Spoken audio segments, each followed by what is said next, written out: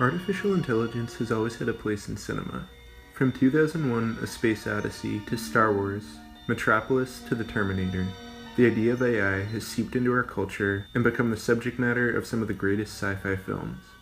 But what happens when AI becomes more than fiction? What happens when it becomes a part of how we make films?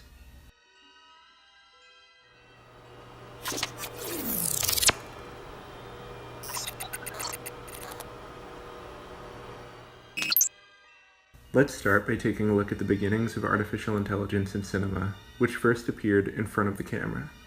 The earliest depiction of AI was Fritz Lang's 1927 film Metropolis, and this technology didn't really start out on the right foot. In Metropolis, a scientist creates a robot called a Maschinenmensch, or a machine human, that takes on the image of a woman named Maria and leads the workers of Metropolis to destroy and flood their city.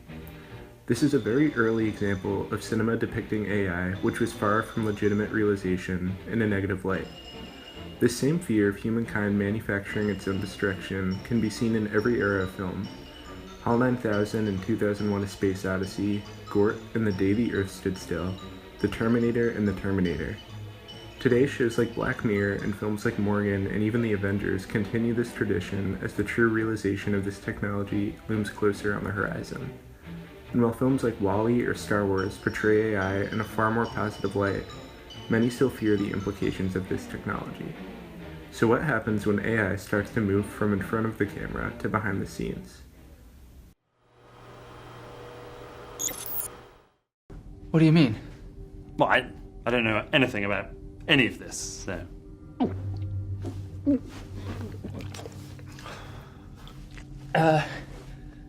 Then what? There's no answer. We're going to see the money. This clip is from the first ever screenplay written by artificial intelligence. The AI, named Benjamin, was created by director Oscar Sharp and AI researcher Ross Goodwin.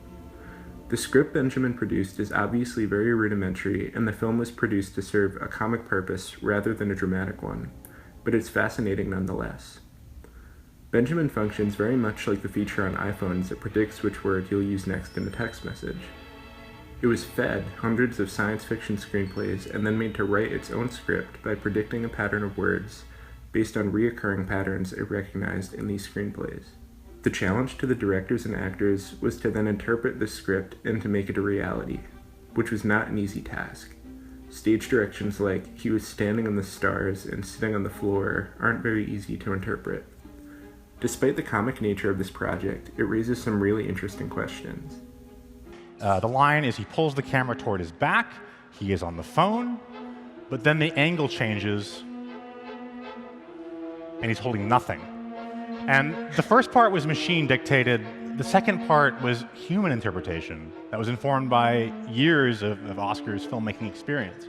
And I think that cycle of generation and interpretation is what demonstrates the true augmentative capacity of these learning machines and how they can help us tell new types of stories that we've never seen or heard before. Ross Goodwin makes a great point. Maybe AI can serve as a collaborator or source of inspiration in the creative process rather than completely taking it over. Maybe the cycle of generation and interpretation he mentions is the best way we can push forward and innovate in the world of cinema and elsewhere.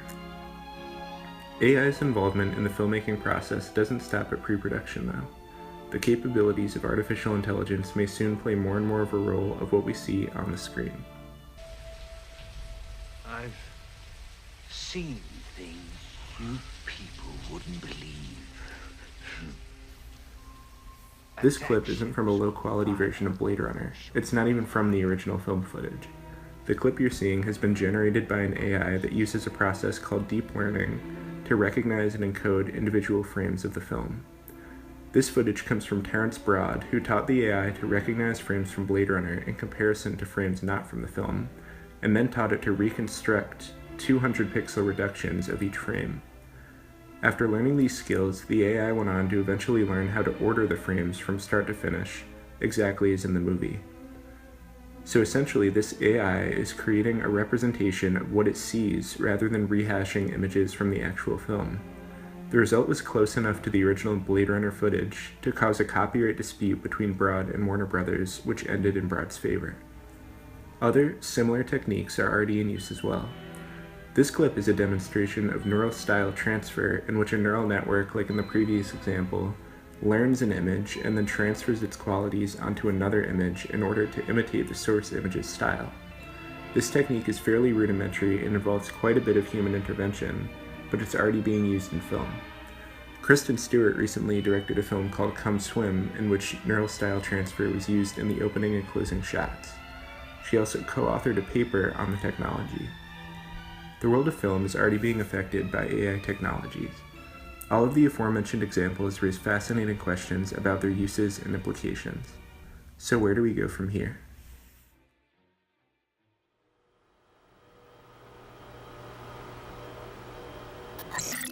In a world and an industry that is changing so rapidly and unpredictably, it's hard to know what's coming next. Recent films like Rogue One and shows like Westworld have already demonstrated the ability to de-age actors or portray ones who have passed away. IBM trained Watson to edit a trailer for the film Morgan. The concept of AI playing a role in cinema and elsewhere is becoming more real and more controversial by the day. In the end, the debate, at least in relation to the film industry, comes down to a few questions. Can computers be creative? Can they make art?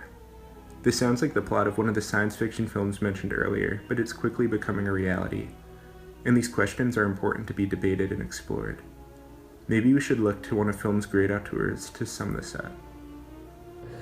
Nobody has an answer, but sometimes posing a deep question all of a sudden alerts us to do some deeper thinking.